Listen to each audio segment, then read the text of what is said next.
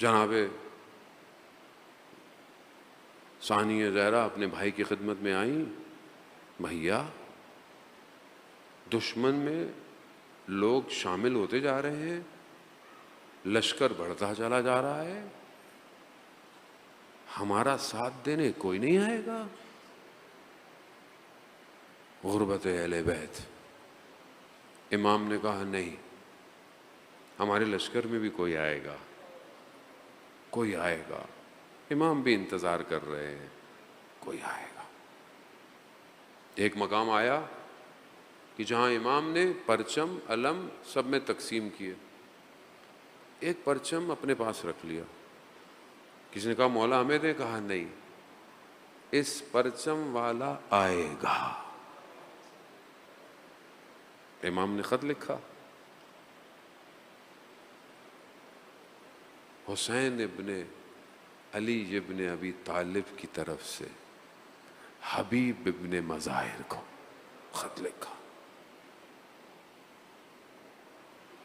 فقی کہہ کے پکارا، فقی صحابی پیغمبر ہیں، امام حسین کے بچپن کے ساتھی ہیں، بزرگ ہیں، فقی کہہ کر مخاطب کیا۔ کیا کہا؟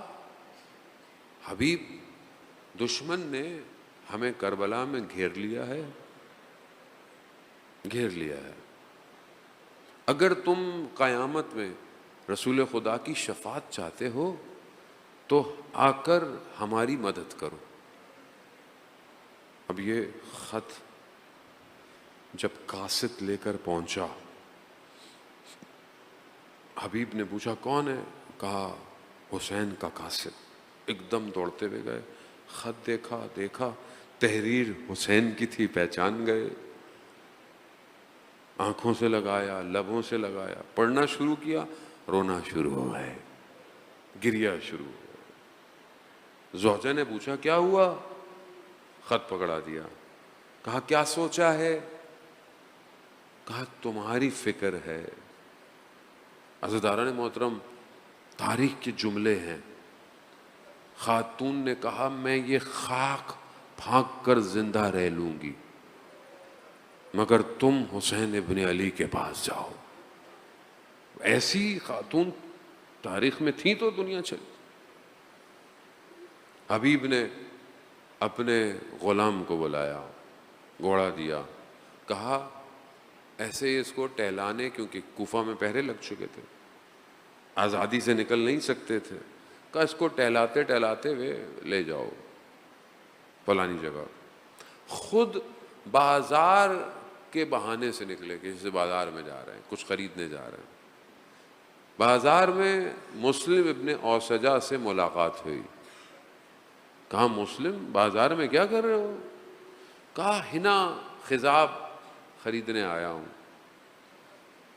مسلم، حسین ابن علی کربلا آ گئے ہیں، ایسا خضاب لگے گا قیامت تک یاد رکھا جائے گا۔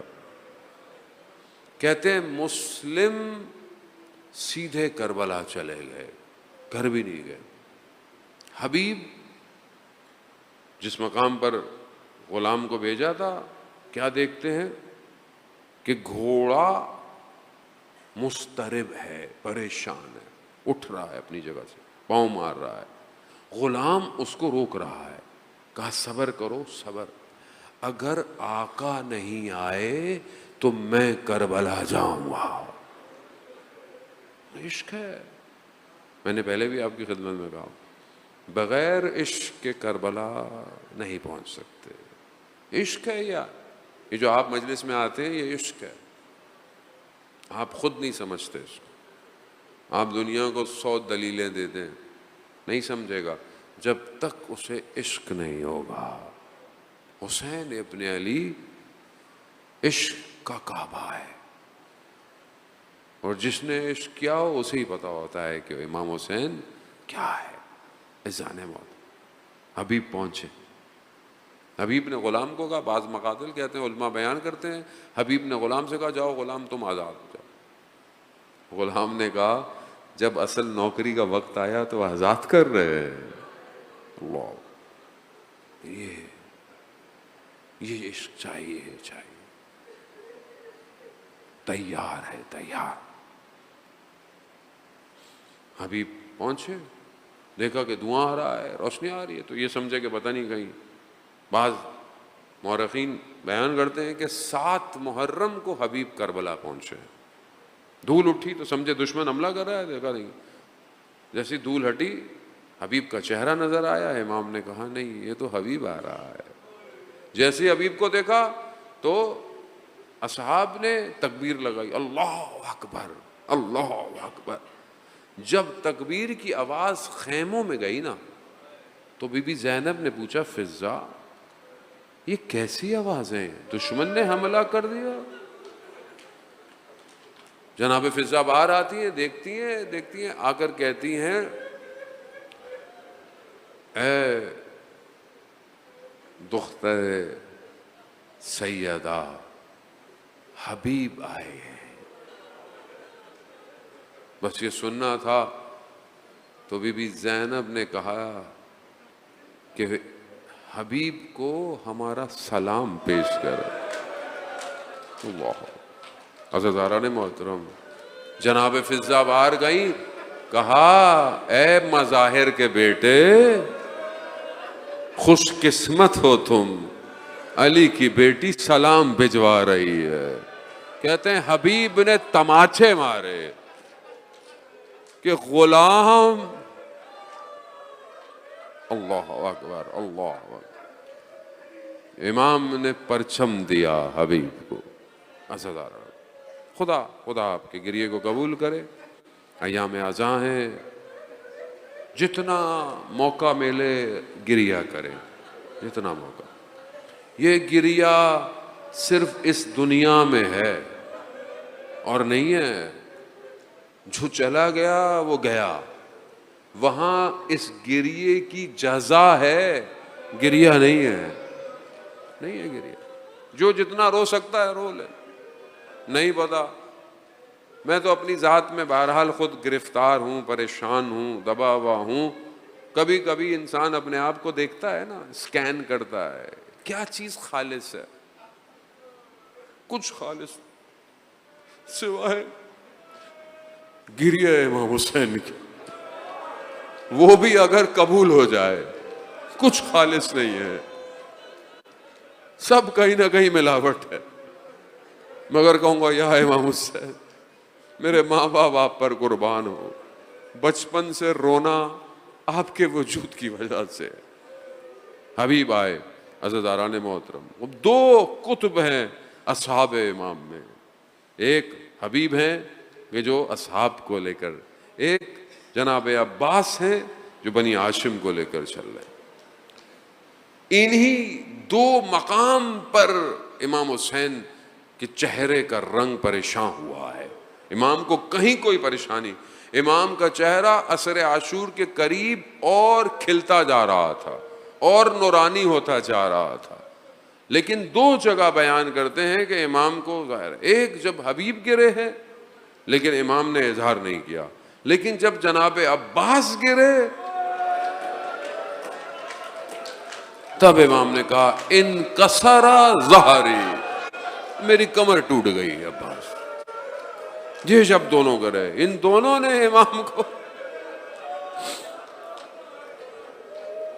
اجرکم اللہ، خدا قبول کرے رونے کو، خدا جناب سیدہ راضی ہوں آپ کے رونے سے۔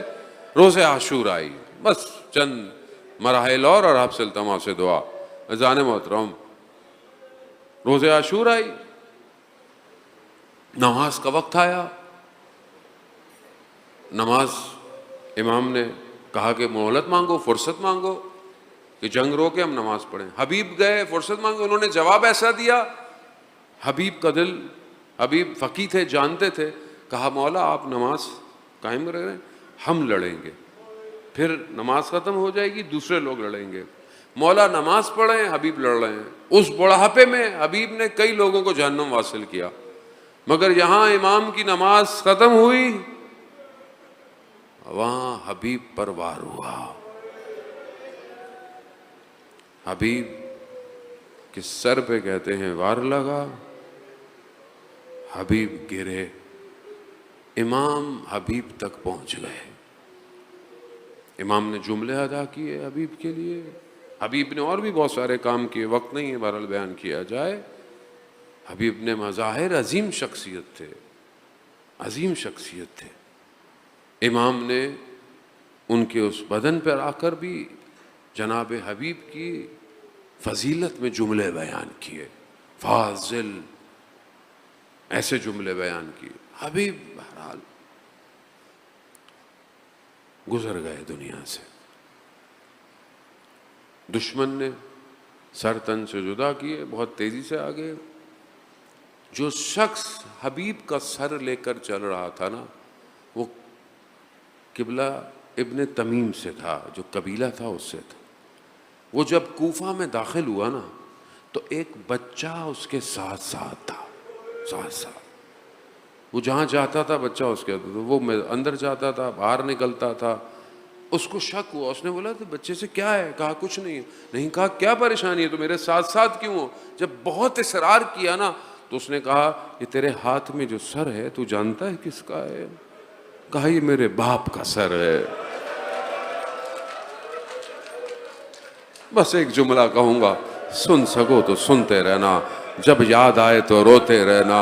عزیزداران محترم, کیا کہا؟ کہا میرے باپ کا سر ہے, یہ میرے باپ کا سر مجھے دے دے, میں اس کو دفنا دوں. کہا میں تجھے کیسے دے دوں, مجھے تو مال لینا ہے, مجھے تو انعام لینا ہے. یہ کرتا رہا, بہرحال اس نے سر نہ دیا.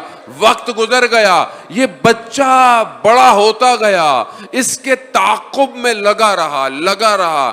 اور جب اس نے موقع دیکھا, اس بچے نے اس کا سر جدا کر دیا. بیٹا تھا نا, بیٹا تھا, باپ کے قاتل سے بدلہ لیا, برداشت نہ کر پایا. میرا سلام ہو سید ساجدین پر, جو کربلا سے کوفہ, کوفہ سے شام تک چلتا رہا اور باپ کے, بھائیوں کے, چچا کے قاتلوں کو دیکھتا رہا.